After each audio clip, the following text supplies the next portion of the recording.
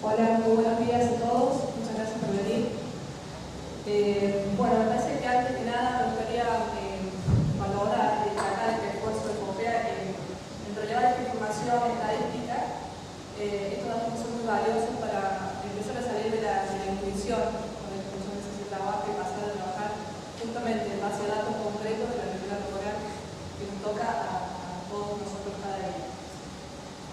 Bueno, las redes sociales aparecen como una herramienta ya consolidada en las relaciones digitales. Un 96% de los medios relevados utilizan las redes sociales para publicar su información. Sin embargo, hay un dato que me gustaría ser el primer disparador de esta mesa de debate, que tiene que ver con la secuencia temporal de publicación.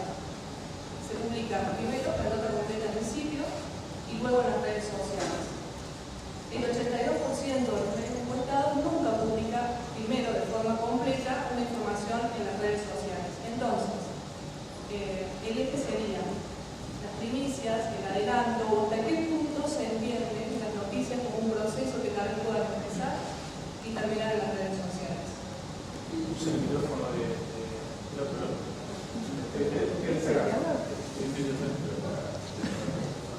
No, bueno, estamos jugando de local para arrancar respecto a lo que plantea Elena. Lo discutíamos con Gastón hace un rato y mi conclusión es que aún estamos presos de la dictadura del clic. ¿Qué quiero decir con esto? Que nuestros sitios web claramente se valoran por la audiencia con la que cuentan, porque eso finalmente es lo que podemos ofrecer de los anunciantes. Mucha audiencia, mucho tiempo adentro de nuestro sitio y puntos de contacto mucho más frecuentes. Y como ese es el objetivo central sobre el que hoy trabajamos, evidentemente hemos decretado el Web First. Todo lo primero que se publique es en la web y hemos alineado todo en función de la web. Todo lo que viene después. Y las redes sociales son básicamente lo que en este caso queda postergado, queda en segundo lugar, porque necesitamos atraer a la gente a nuestro sitio web. Es decir, no usamos a la red como un medio de comunicación en sí mismo, sino que lo usamos como un potenciador de nuestro propio sitio web. Podemos discutir largamente si está bien o está mal. Yo tengo mis dudas sobre si el avance que han tenido las redes sociales, en particular que Facebook y Twitter, no hace que debamos revisar esa conducta, pero está claro de que es una condición instalada en la mayoría de los medios según surge la encuesta.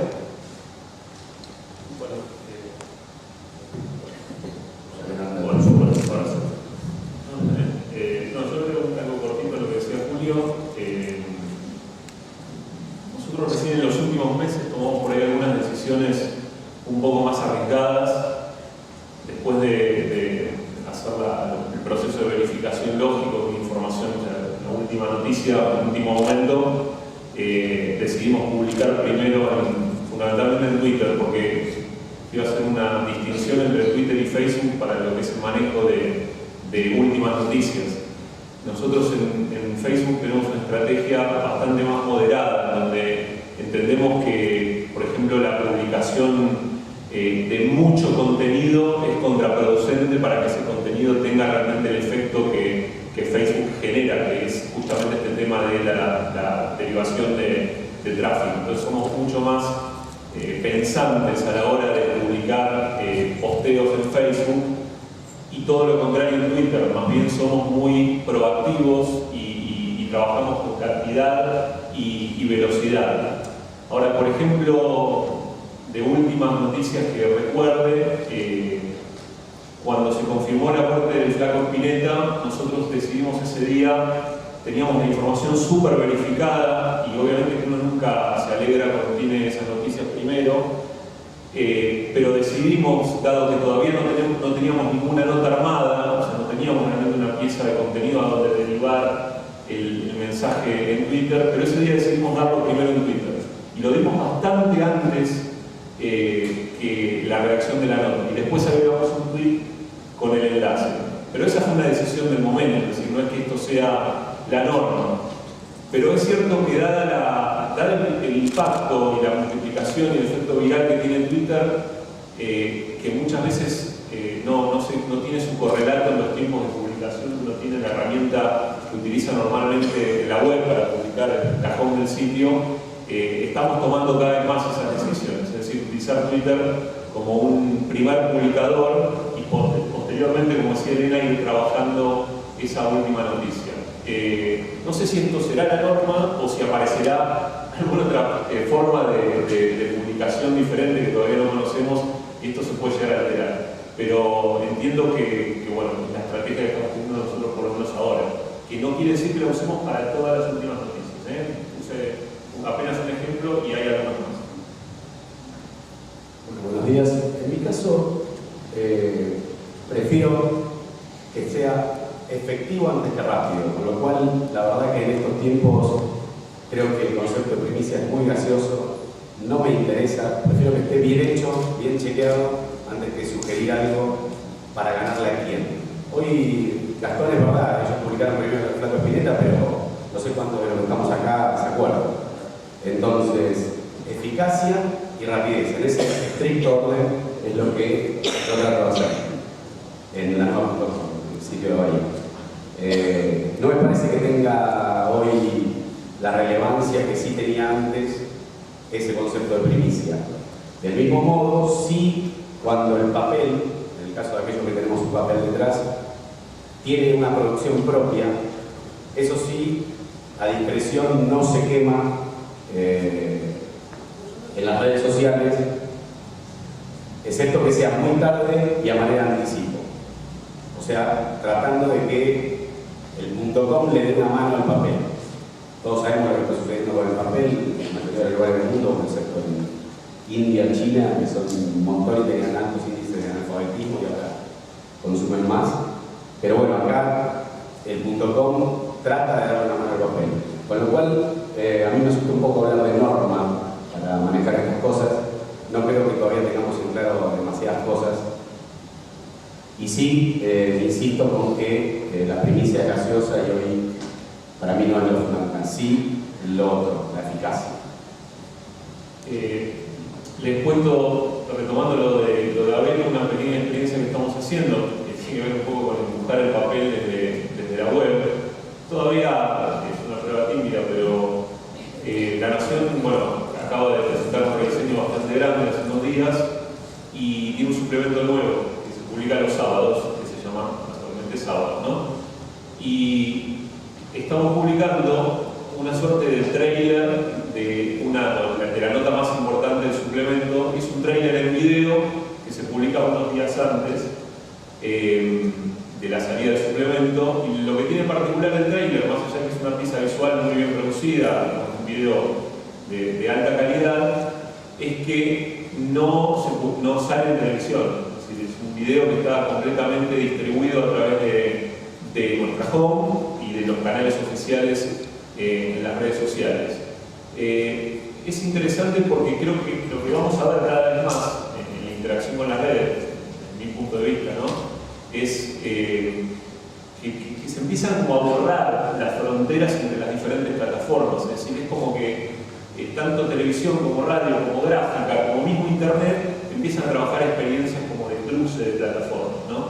Después, bueno, podemos medirla, ver qué tal funciona y demás, pero de lo que últimamente viene pasando me parece interesante que marcas muy consolidadas en lo que es el manejo de contenidos y de información empiezan a entender que en realidad es la marca, no importa tanto la plataforma, ¿no? Distribuimos contenido. Exactamente, somos distribuidores de contenido y creo que un poco esa idea también se empieza a trasladar a nuestro trabajo, y por eso uno ve cada vez más colegas y profesionales que ya no, por supuesto digo que estamos como en un periodo de transición y no hay nada muy taxativo en lo que digo, pero vemos cada vez más colegas que si no tienen un manejo, digamos, muy riguroso de la plataforma digital, por lo menos empiezan a interactuar y se empiezan a interesar. Y algo que surgió de la encuesta que me llama la atención, y bueno, hay que ver cuándo se hizo en mayo, ¿no? Porque ahora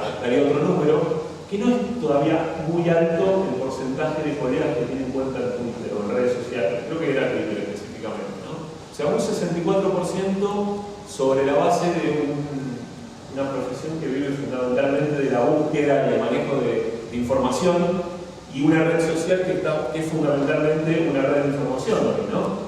Y no es un número muy importante. No sé qué problemática tienen ustedes en cada uno de los medios. En La Nación la verdad que hay muchos colegas que tienen cuenta de Twitter desde prácticamente 2 años acá. Al principio éramos pocos, pero últimamente la mayoría. No todos hacen un uso profesional de la cuenta de Twitter, pero en un porcentaje alto sí.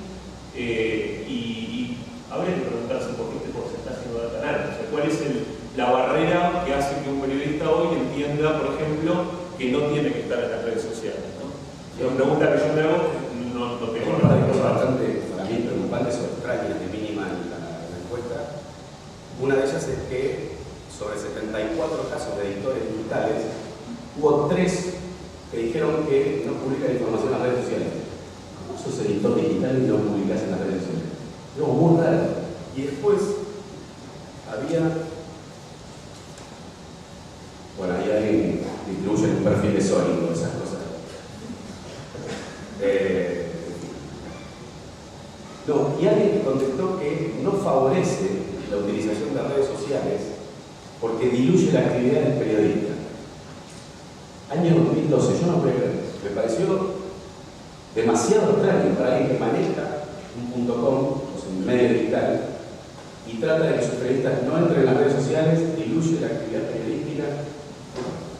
Lo que es más grave, parece más grave, en este punto es que aquellos que tienen reticencia de ingreso en las redes sociales son, como planteaba Abel, los que creen que el valor periodístico de la información se diluye, y lo que no han entendido es que la gente hace información, genera información, redistribuye información generada por ellos mismos con absoluta prescindencia de los periodistas.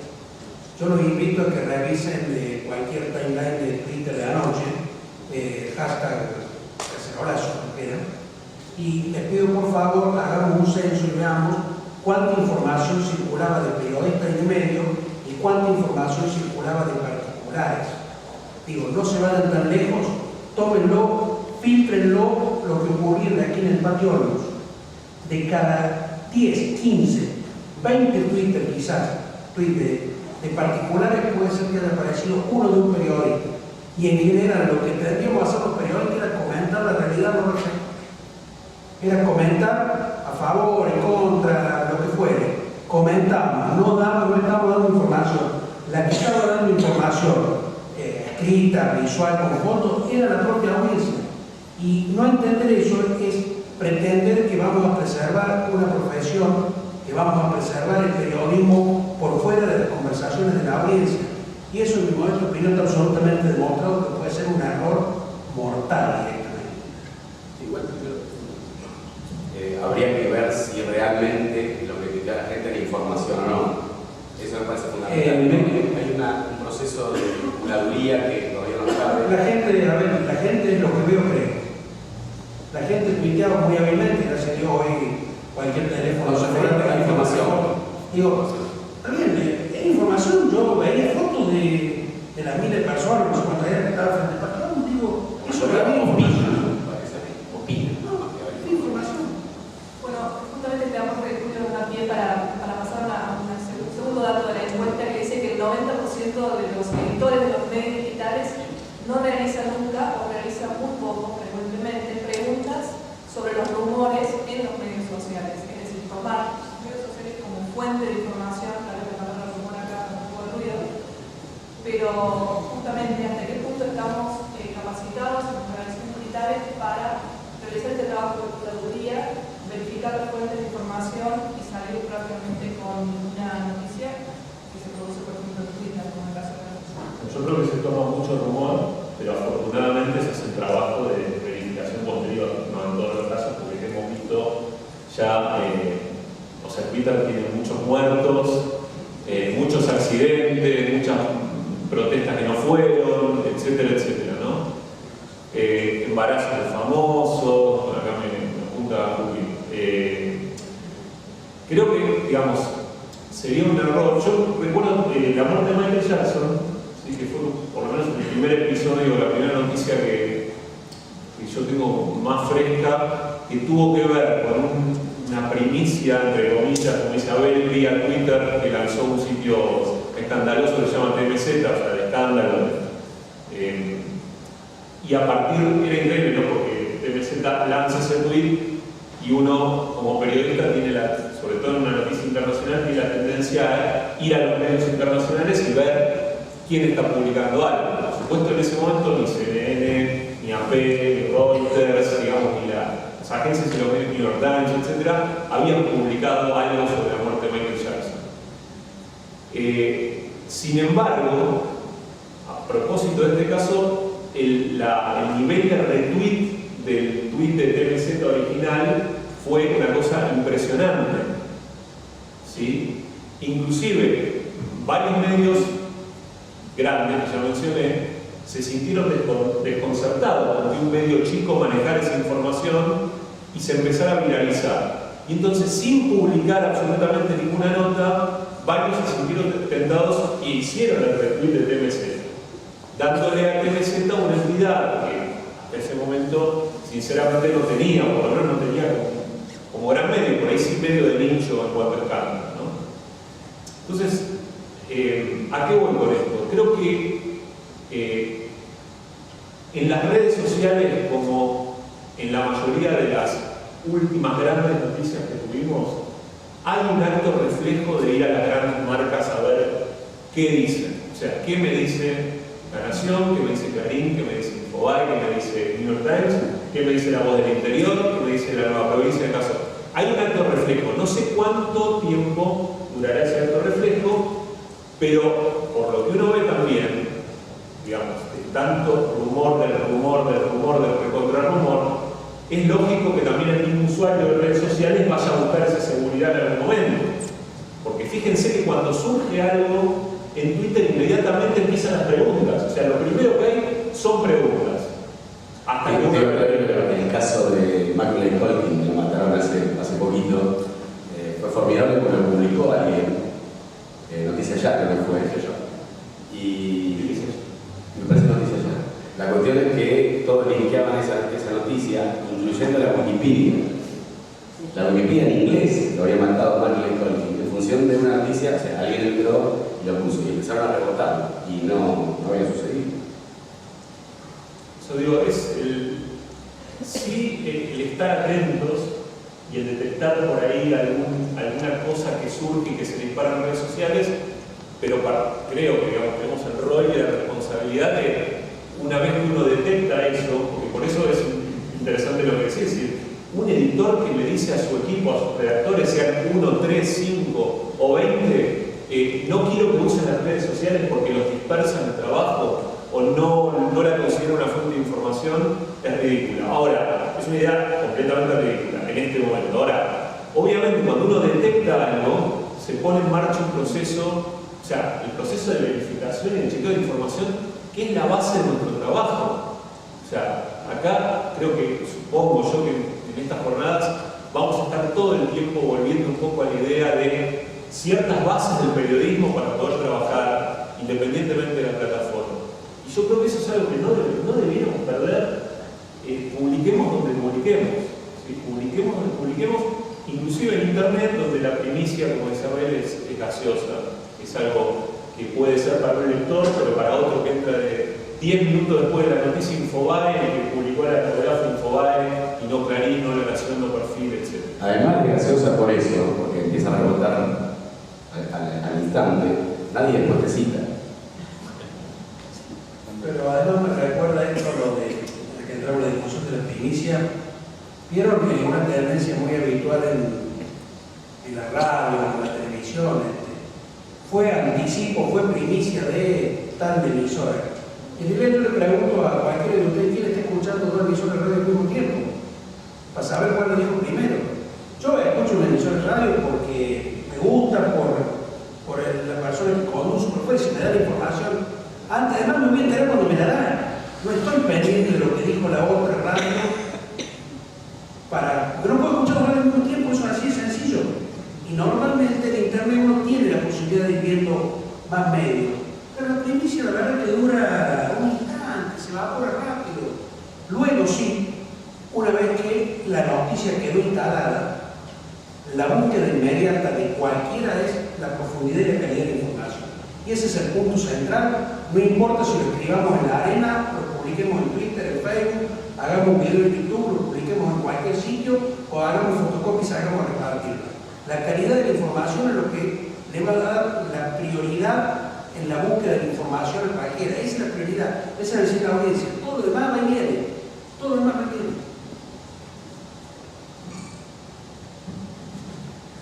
Bueno, pasamos a un tema, recién justamente estábamos hablando de eso. La necesidad urgente, tal vez, de la creación de un manual de estilo para las redes sociales y también para las redes digitales, concretamente. El 80% de los medios encuestados no cuentan con un manual de estilo o recomendaciones para sus periodistas para que se desenvuelvan en las redes sociales, y el 85% de las empresas de los medios no tienen un manual diferente para cada uno de sus medios. Es el momento de tener la prisa y sentarnos a reflexionar sobre las prácticas en los medios digitales. A ver, siempre tener un manual de estilo, un manual de valores, principios, como quieran llamarle, es siempre bueno porque orienta de alguna manera, orienta conductas, ayuda a que uno no se desvíe. Las tentaciones son están siempre muy armadas. Si tenerlo, la verdad que valoriza, refuerza la credibilidad del medio con su lector, en tanto uno lo cumpla.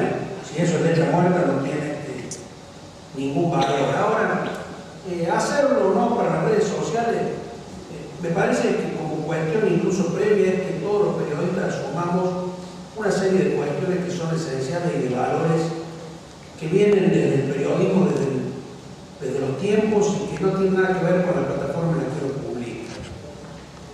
La verdad, la credibilidad, la veracidad de la información, un montón de virtudes deben ser trasladadas, no importa en dónde lo estemos haciendo.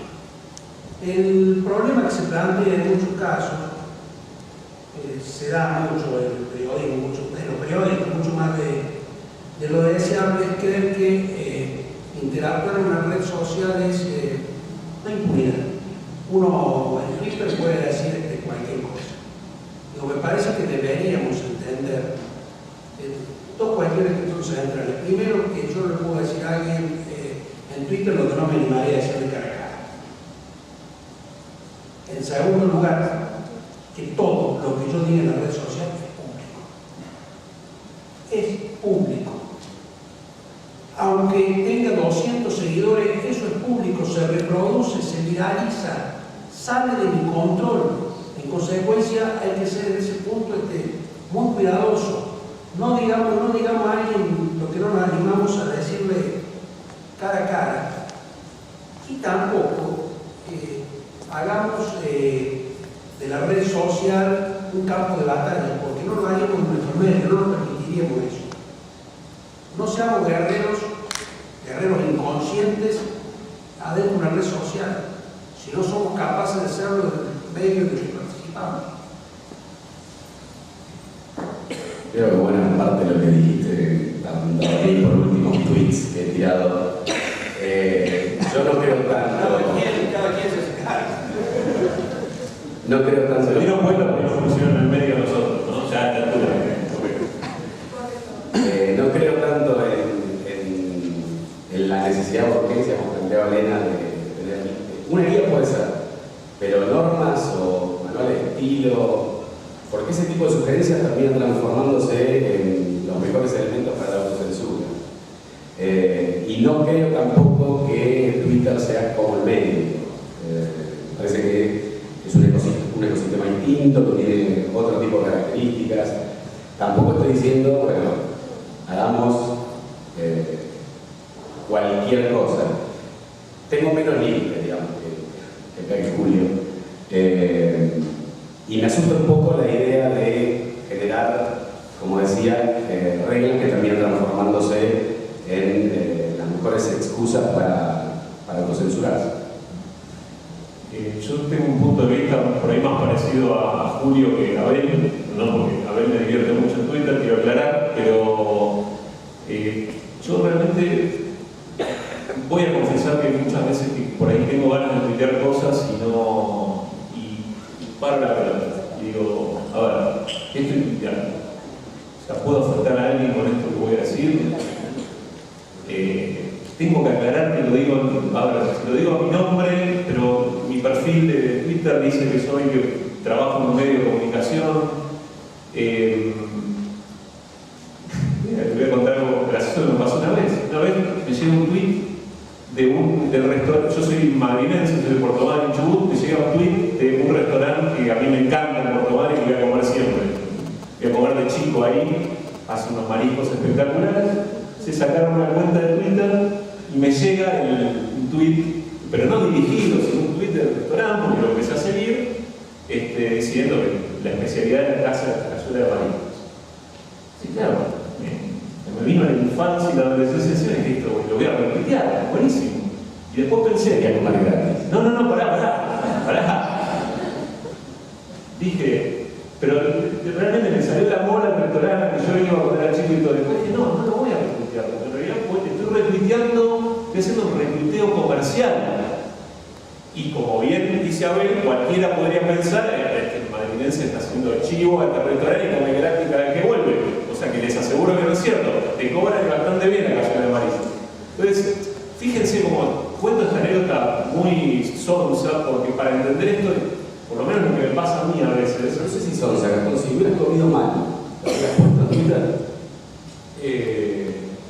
¿Cuántas críticas haces? Si hubiese comido mal, tal vez hubiese dejado un comentario en la guía de restaurantes, para no hacer un chivo. Sí, pero sí también en Twitter ahora lo pelota, en la guía hoy. No tengo esa costumbre de matar en Twitter, pero sí he matado, por ejemplo, a alguien en Facebook, en su muro de Facebook, por lo menos. Pero en Twitter no lo hice. ¿Qué diferencia hay entre Twitter y Facebook con eso? Ninguna. O sea, en realidad lo hice en una relación y en otra. Pero, ¿a qué voy con esto? Que hay momentos en donde realmente me pongo a pensar si en la red social si el que me lee la red social puede distinguir que estoy haciendo un comentario personal o estoy haciendo un comentario en nombre de o representando a alguien y entonces normalmente, y asumo como Isabel, que muchas veces eso funciona como autocensura, es decir, trato de tuitear cuestiones profesionales, trato de mandar enlaces de lecturas que hago, si veo alguna experiencia de periodismo digital piola de algún medio de Argentina, lo tuiteo, si algún colega tuitea algo que me gusta, lo retuiteo, pero realmente siento que tengo que tener cierto cuidado y autocontrol y también entender quién está del otro lado. O sea, lo que me pasa es que muchas veces no pienso solo en mí, sino también en quién me va a leer.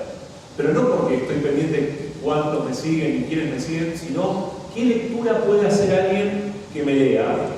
Y que de pronto yo quiero tuitear algo que parece inofensivo y al otro no le parece tan inofensivo, ¿no? Debates que, por lo menos a mí, a nivel personal, me parecen todo el tiempo, ¿no? Pero además, esto es de verdad que tal vez sea el punto más apasionante de toda esta discusión del periodismo o de los periodistas metidos adentro de las redes sociales. Porque en muchos casos se corre el riesgo de tener un problema o de exhibir un problema de doble personalidad. Digo, mira vos qué serio que Royber puesto ahí en La Nación, y mira Royber en Twitter lo que dice, Perotti, Escudero, yo digo cualquiera de ustedes. Y la verdad que al menos yo en ese punto me digo, para mí trato de convencerme y de fortalecerlo desde algún lugar. Yo soy el mismo, sentado acá delante de ustedes, en mi casa, en la cola del banco, en la carnicería, en La Voz del Interior, manejando la cuenta de Twitter de La Voz del Interior, manejando mi propia cuenta de Twitter. Soy el mismo. Puedo decirle a ustedes acá lo mismo que digo en Twitter. Puedo decirle ahora lo que dije anoche en los cacerolazos, no tengo problema. Porque en realidad, aunque ancho y gordo, soy uno solo. Digo, me resulta difícil desdoblarme.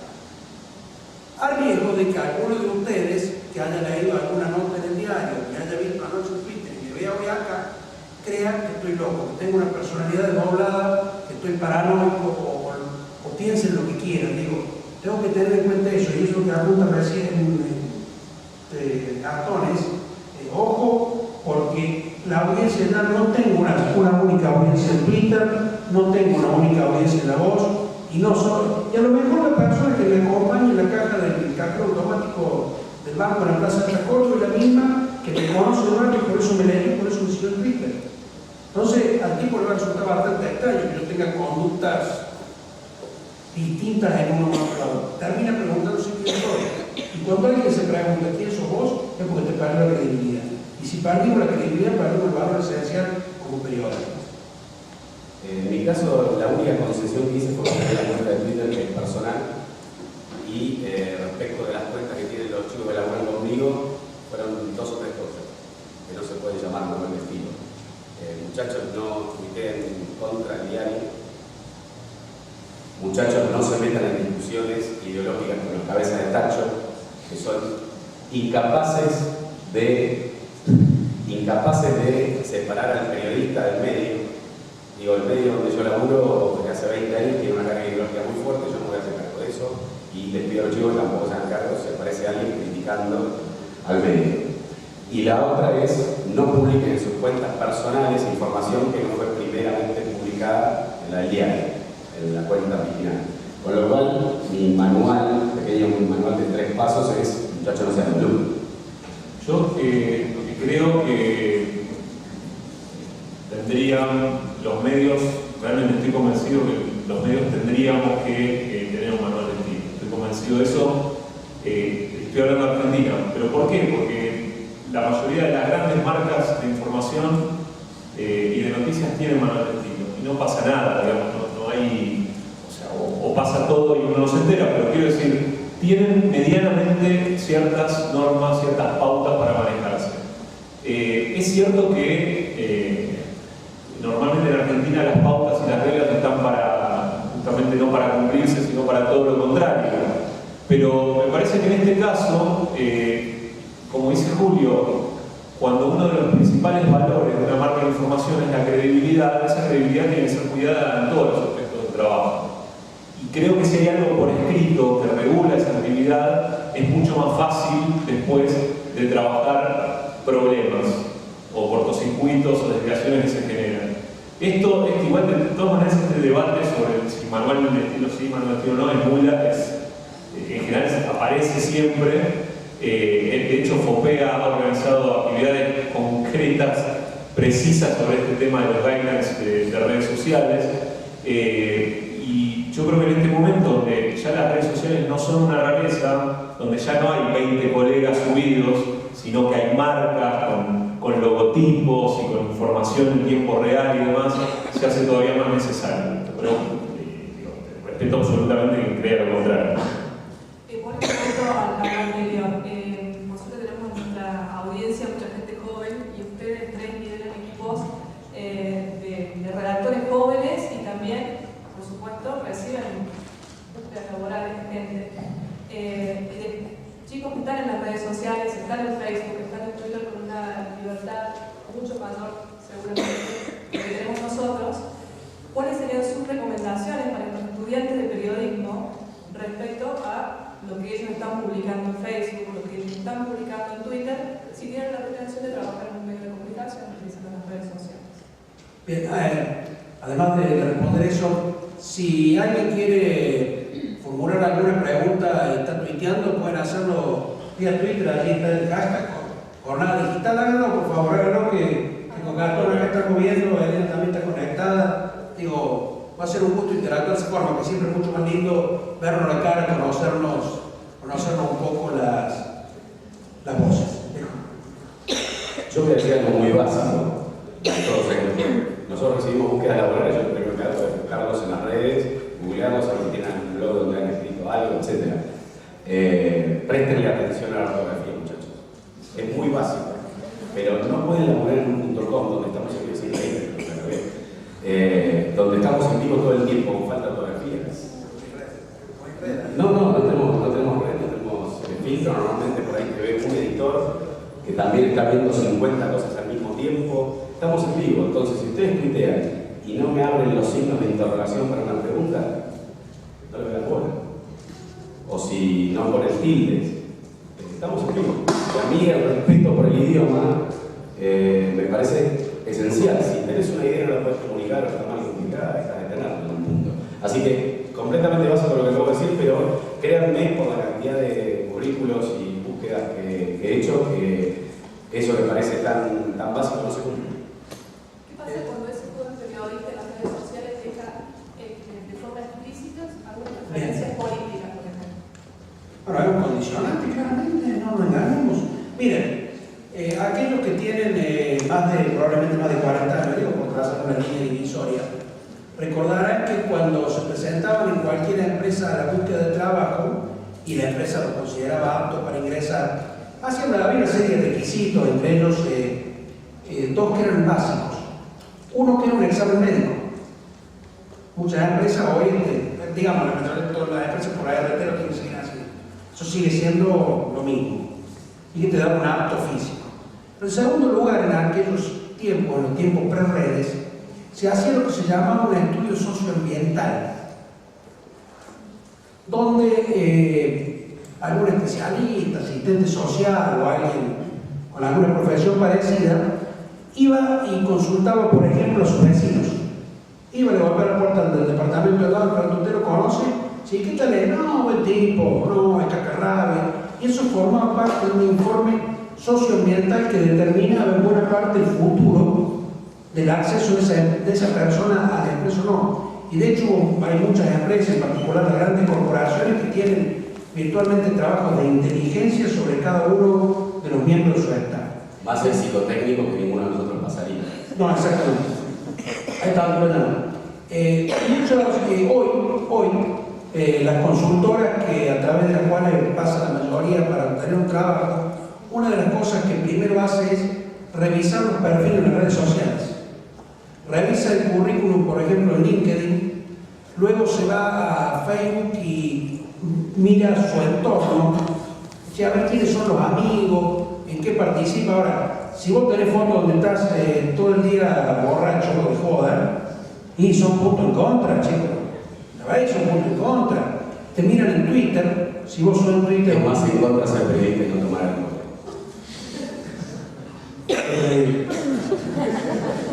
A ver, por esto de que uno no puede dividir su personalidad y un tipo que se muestra fuera de la norma, si me permiten decirlo, en las redes sociales es muy probable que se muestre fuera de la vida, y en general las empresas esto no lo miran bien, salvo que uno sea un Dalí, y en el periodismo Dalí no hay. O sea, hay que tener algún cuidados mínimos, porque puede formar parte de tu futuro laboral, puede depender de eso. Y sería una pena que algún delito de este tipo nos termine complicando a lo mejor un futuro que probablemente pueda ser brillante. Sí, después yo tengo un tema paralelo, quería agregar algo, porque uno piensa en las redes sociales solo en la actividad de búsqueda de información o de interacción. A mí me parece también un instrumento muy valioso para hacer el famoso control de calidad del contenido, que además tanto, digamos, promueve FOPEA, digamos, como valor, ¿no? Normalmente, bueno, a los periodistas nos cuesta mucho asumir los errores, y asumir los errores en vivo todavía es más difícil, pero quiero decirles que nosotros, por lo menos en el medio de nuestro trabajo, estamos bastante atentos a las marcaciones que nos hacen por esta vía, y muchas veces podemos hacer correcciones, honestas correcciones, hasta muchas veces reconociéndole al lector esa marcación y volcándola y haciendo que ese contenido mejore, ¿no? Me parece que es un valor, es algo que por ahí antes había una distancia bastante grande, ¿no? Entre el error del medio y la opinión del lector, que podías expresar en la carta del lector, en un comentario de un oyente en la radio, pero que acá nosotros convivimos con eso y entendemos que forma parte del trabajo de todos los días, y me parece que hay que intentar ponerse a otro nivel, ¿no? Ya no es ojo, también los lectores muchas veces se equivocan con las marcaciones y es absolutamente normal, como uno se puede equivocar también en una nota, ¿no? Pero quiero decir, ahí hay un enorme valor de hacer ese control de calidad de manera colectiva. Por supuesto, siempre está el lector que dice, sos un piola por poner 40 correctores, no me pidas a mí que te corrija. No estoy diciendo que le estamos pidiendo a la audiencia que nos corrija, lo que estoy diciendo que aprovechamos la potencialidad que tiene esto para que cuando alguien marca un error, nosotros realmente podamos reaccionar en consecuencia y no hacernos los giles como por ahí pasaba hace algunos años, ¿no? Y bueno, la pifiamos, listo. Que venga la próxima nota, ¿no? Digo, se puede hacer en vivo ese control. Sí, la gente es normalmente impiadosa, con lo cual hay que tener un baño de humildad y de paciencia para atender eso, porque no te van a decir, me da la impresión de que acá te equivocaste. Dicen, inútil de mí. O sea, la mayoría de las menciones tienen que ver con eso. Casi siempre la gente tiene razón. Por supuesto. Bueno, no sé, dos preguntas acá en Twitter. Una primera, si tuitear viene de la mano con el miedo a perder la credibilidad. Y la segunda, si Twitter es una fuente y una referencia válida para el periodista de hoy.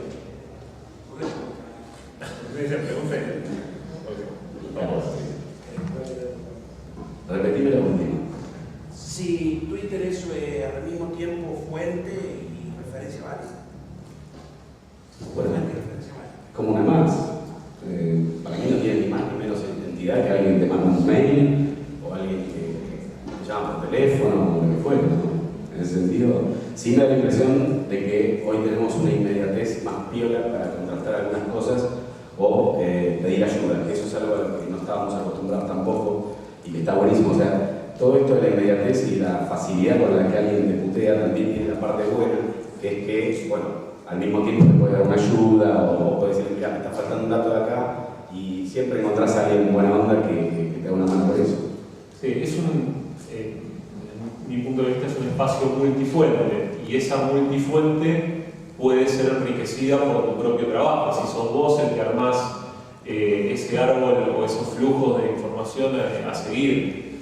Por ende, cuanto mejor hagas esa curación de fuentes, probablemente mejor información de primera mano puedas extraer. Cuantos colegas más creíbles y más profesionales y que cuidan estándares éticos de calidad en la información vos sigas, probablemente mejor intercambio de experiencias tengas, porque también ahí hay otra cuestión que me parece fundamental, que es la red de intercambio que se puede generar entre los mismos colegas en estos espacios. Hay una pregunta ahí, moderadora. El caso este de los tiempos. Ahí en el micrófono, porque si no, no se escucha atrás.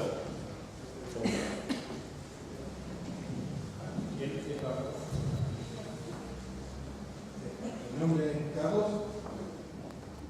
¿Me escucha? Sí. El tema este de los tiempos de Twitter y de confirmar las fuentes. Un caso práctico fue cuando falleció Romina Yan, que los medios tardamos casi 30 minutos en publicarlo porque lo publicó una persona que está en el bar y capaz que no era creíble. Entonces tardaron más los medios en publicarlo. A lo que voy yo es que cada vez hay más periodistas y más gente que tiene el Twitter por lo general, por lo tanto se acorta ese plazo de fuentes creíbles. O sea, por el caso de ustedes de la otra de Spinetta, 5 minutos tardamos en publicarlo. ¿Cuál es el problema de publicar la muerte de Romina ya media hora más tarde? Después de haber verificado las fuentes. No es un problema, digo que No, pero se reduce el tiempo de que las fuentes son confiables al haber más periodistas y más fuentes confiables con Twitter. Entonces, no es que estoy diciendo que más, como le decían ustedes, también es feo, digamos, que se usa. Tengo para mí, lo hemos discutido mucho en el diario, que acá está Juan Simón, participó, ya llega Franco Picato también, sé que no llegó, pero lo hemos discutido mucho. En realidad, lo de Romina Yan al periodismo debería servir no para tomar lecciones si está bien publicar delante de media hora después en Twitter, sino tomar lecciones de la incapacidad que tuvimos los medios de canalizar un sentimiento muy arraigado en particular a la gente joven. Quiero decir con esto, allá de la muerte de Romina Yan, los medios no vimos qué significaba Romina Yan para la gente joven. Y fueron las redes sociales las que nos descubrieron a cachetazos de que corría un río de lágrimas, por debajo de lágrimas muy sinceras de un montón de chicos jóvenes que crecieron con Romina Yan como actriz, que soñaron con ella. Consecuencia, me parece que la lección que deberíamos tomar los medios del caso Romina Yan no es si lo publicamos antes, si lo publicó un medio de Florencio Varela, ¿no? Minuto antes, minuto después, sino que hicimos después. Una vez que el hecho estuvo confirmado, no fuimos capaces de canalizar un sentimiento, de contener a la gente adentro de nuestro medio en torno de esa afección profunda que mostraba la gente en Facebook. Se crearon decenas de páginas en Facebook que tuvieron cientos de miles de me gusta, de fans, llorando a la muerte de Romina Yan, y los medios no fuimos capaces de entender eso. Creo que esa es la lección que habría que sacar del caso de Romina Yan.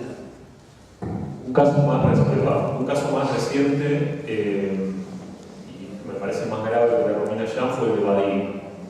Y eso es algo que nosotros también debatimos mucho en la redacción.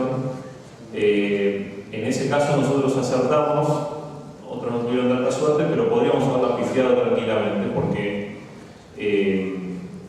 y la realidad es que todo no fue más escandaloso porque finalmente la mala noticia se dio.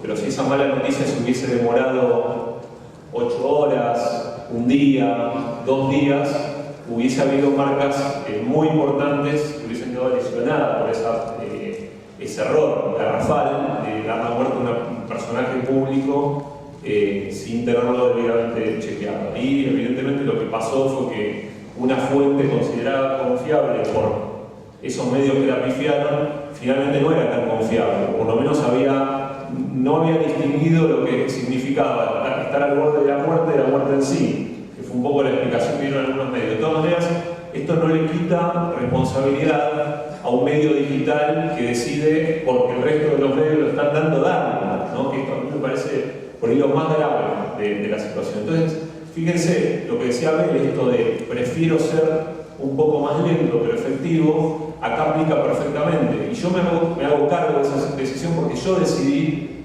o sea, realmente en un momento era el editor de portada en diálogo telefónico conmigo preguntándome, ¿y qué hacemos? ¿Lo subimos? ¿Lo publicamos? Y yo le dije, no lo publicamos. Necesitamos hablar mínimamente, le digo, con una fuente cercana a la familia y mínimamente con alguien que esté en el hospital y que nos pueda dar esa información. Y demoramos, pero así como acertamos esa, como decía acá el compañero, como los tiempos se reducen y la presión existe y hay que publicar y lo más rápido posible, vaya a saber para qué, entonces está todo el tiempo esa cuestión, ¿no? Entonces digo, no perdamos de vista que nuestros roles muchas veces tenemos que tomar esa decisión difícil de demorarnos media hora, 40 minutos, 1 hora, a riesgo de salir después que la competencia, pero con la seguridad de que la información que estás dando es la correcta, ¿sí? Gran diferencia en términos de lo que dice Gastón es que él está en un medio nacional. A mí nada me puede... Si yo normalmente digo, muchachos, eficacia antes que rapidez, imagínense en un caso de esos, la muerte de Romina Yan o de Juan Alberto Badía. No me puede importar menos publicarlo antes. A mí me interesa más si el jugador de básquetbol de Juan Bahía Estudiantes tiene diarrea. ¿Se entiende? O sea, yo soy de un medio local y regional. Entonces me interesan mucho más las cosas y le doy prioridad a la poca gente que tengo para que se dedique a eso, que es donde hago diferencia. Bueno, vas a entrar en la norma.com de Bahía Blanca para enterarte algo de la muerte de Badía. En ese sentido, la prioridad mía es crecer de a poco, pero con audiencia leal. Tenemos varias diferencias entre otros editores, que lamentablemente no vino, pero por ejemplo, amigo Federico Tuc de la Gaceta de Tucumán, mete mucho esfuerzo en darle bastante desarrollo a noticias que tienen impacto ya no nacional, sino internacional. Le mete mucho, pero mucho recurso a eso. Y claro, en un día probablemente estallen los récords de visitas en el sitio. Porque le llegó un tipo de Costa Rica, un tipo de Kuala Lumpur. A mí no me importa ese tipo, porque ese tipo no me vuelve. O sea, ¿por qué va a visitar de nuevo? Si ese día que vale, qué sé yo, lo que hablábamos en su momento del caso de Fukushima, lo de Japón. Si ese día yo tengo 1 millón de visitas y 900.000 no son de la zona de Bahía Blanca, a mí me importa eso. No van a volver, porque no les voy a dar nada siguiente y no puedo destinar mis recursos a la producción de ese tipo de noticias, al desarrollo de ese tipo de noticias. Y una cosita más que es conceptual para mí y que creo que nosotros como periodistas deberíamos empezar a emplear al mencionar Twitter, no le digamos más red social. Para mí, desde hace tiempo largo, es más red de información que social. Al hablar de red social, yo ya me imagino al salame de mi primo que pone fotos del perro que tiene con la novia. Sumo una pregunta que llega a través de Twitter para la información. ¿Existe un manual para saber cómo corroborar si una información viral es verdadera o falsa antes de que salga a los medios masivos? O en todo caso tirar una serie de tips de cómo se hacen cada una de las declaraciones de ustedes. No es exactamente, digamos, el proceso de verificación es exactamente lo mismo para cualquier ser latino que tenga la noticia.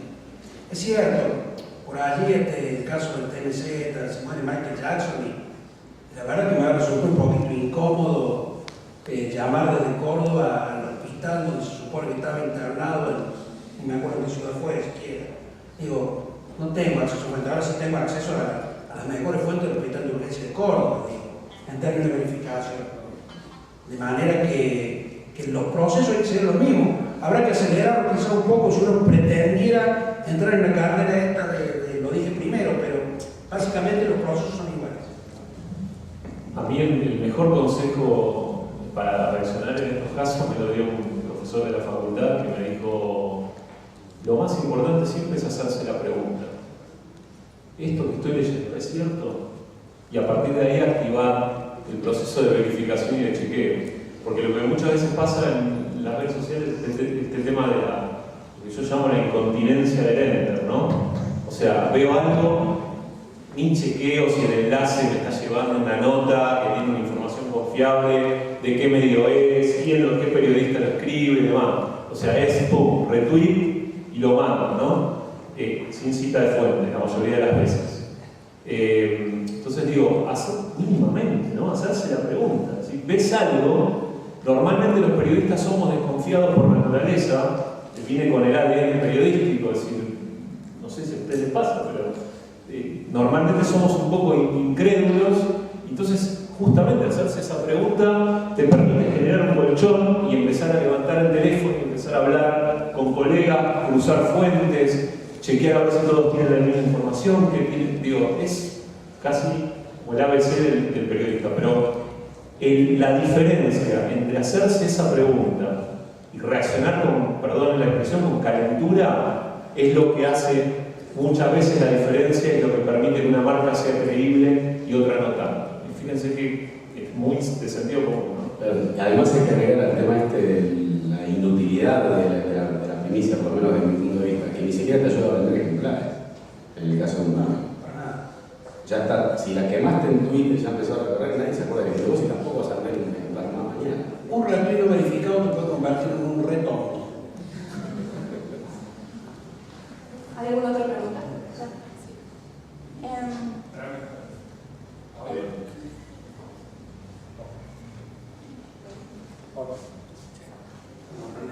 Patines, ahí. Para el patines para atrás. Quédate adelante, por favor. Yo quería preguntar, volviendo al tema de la imagen de los periodistas en las redes sociales. Yo soy periodista y la verdad estoy orgullosa y me encanta la profesión, pero yo quiero sacarme alguna vez la careta de periodista. O sea, yo quiero tener una vida social, tener comentarios y ser libre de hacerlo. No sé por qué tanta importancia, o sea, sé que soy una figura pública, pero no sé por qué tanta importancia en las redes sociales. Me parece que el médico cuando llega a su casa se saca el uniforme y se publica chanchán o chanchurros por Facebook, no me importa. Sí, pero nosotros manejamos contenido y nos leen millones de usuarios todos los días. O sea, me parece que hay una diferencia. No es la misma responsabilidad social. No es la misma. O sea, no estoy diciendo que sea más importante. Digo que es otra cosa. Es otra cosa. Y no es, o sea, yo me saco el guardapolvo de periodista cuando llego a casa y entonces puedo hacer cualquier cosa. Guardapolvo. No sé. A mí me parece bastante extremo lo que dijiste vos, pero estoy bastante de acuerdo también. No, quiero decir, yo no. Yo creo que sos 24 horas periodista, pero sos 24 horas también vos mismo. Entonces, si sos en la vida real un poco zarpado, y bueno, yo no veo que haya tanto problema respecto de ser un poco zarpado también en las redes sociales. Yo, a ver, pregunto si alguien, cualquiera, confiaría en su salud, su cuerpo, su vida a un médico que en las redes sociales, ¿cómo dijiste? Chanchada, chanchudo, que hace chanchudo, digo, en serio. Si se pone guardapolvo. Digo, el hecho de que se ponga guardapolvo no lo hace ni mejor ni peor. Yo lo estoy mirando y digo, lo digo por el caso de que sea un médico, un hombre o una mujer que vaya a ser médico. Y viste, le entra como agarra cosas, como agarra desconfianza, viste. Te va a quedar solo en el consultorio el famoso cuento de sáquese la ropa y fuiste por un problema de garganta. Entonces, digo, No sé si es un ginecólogo y publica en Twitter alguna barbaridad. Eso, los curas no tienen Twitter. Y no sé si hoy confía en mí. pero eso es otro problema. No dijo nada. Ahí está la población. Mejor voy.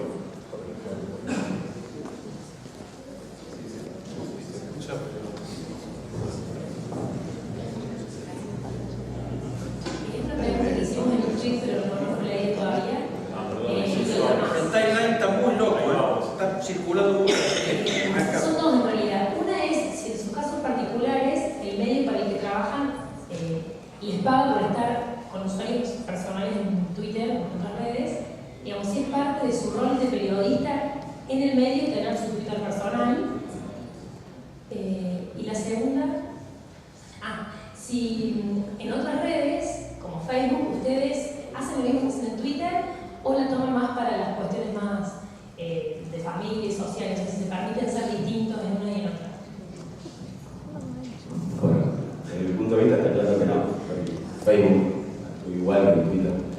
Respecto del grupo de laburo con el que yo estoy, aliento que tengan, pero no es obligatorio. No es obligatorio la cuenta de Twitter.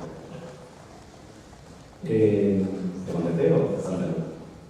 Soy el mismo que se autocensura en Facebook y en Twitter y promuevo desde 2006-2007 que toda la redacción tenga Twitter y no entiendo cómo todavía hay colegas que no tengan. No lo entiendo y voy a hacer todo lo posible para que todos estén, o sea, que por lo menos entiendan qué es lo que pasa ahí o por lo menos abrirles un poco los ojos de que hay cosas que están pasando ahí. Por supuesto que algunos me han otros no tanto, pero me parece muy importante estar no solo personalmente, sino también en una política muy agresiva de tener muchos canales y opciones de contenido para los usuarios de Twitter. O sea, hay mucha gente que consume, muchos usuarios que consumen la marca de la nación a través de los canales de Twitter y no necesariamente a través de las portadas de los sitios. Y eso, per se, te da la señal de que tenés que tener esos canales, ¿no? Es más, tenemos a veces canales de Twitter que no tienen su correlato, no tienen un sitio, o sea, simplemente distribuimos contenido a través de esas fuentes. ¿Son del medio o estás hablando de cada periodista? No, las cuentas personales de los periodistas, o sea, promovemos que las tengan. No, obligatorio no es, ni por contrato, ni por nada. Y después las otras cuentas que te digo son las cuentas oficiales, ¿no? Y preguntaste si pagaban por eso. No es mala idea. No, perdón, digo, para contestarlo desde nuestro punto de vista, no es obligatorio tener la cuenta. Lo que sí es aconsejable, porque en definitiva, si nosotros lo que hacemos es generar o distribuir, empaquetar contenido y distribuirlo, tenemos que estar donde está la audiencia. Una parte de la audiencia está hoy ahí. No estar sería cortarnos una mano en esto de tratar de hacer periodismo para que cada vez sean más los que nos puedan escuchar. Sí, yo tengo una pregunta acerca de la autonomía de las cuentas. Yo defiendo esa autonomía, me parece que está bueno no desdibujarse, como decían un poco algunos acá, pero sí creo que también O creo que eso también es bueno porque aporta cercanía para los usuarios de Twitter, ¿no? Saber que uno es hincha del club, que tiene determinados gustos también, los usuarios de Twitter buscan esa forma de cercanía. ¿Qué piensan de eso y acerca del registro, el tono que se debe emplear en Twitter, ironía, humor, está permitido, cómo manejan eso en sus medios?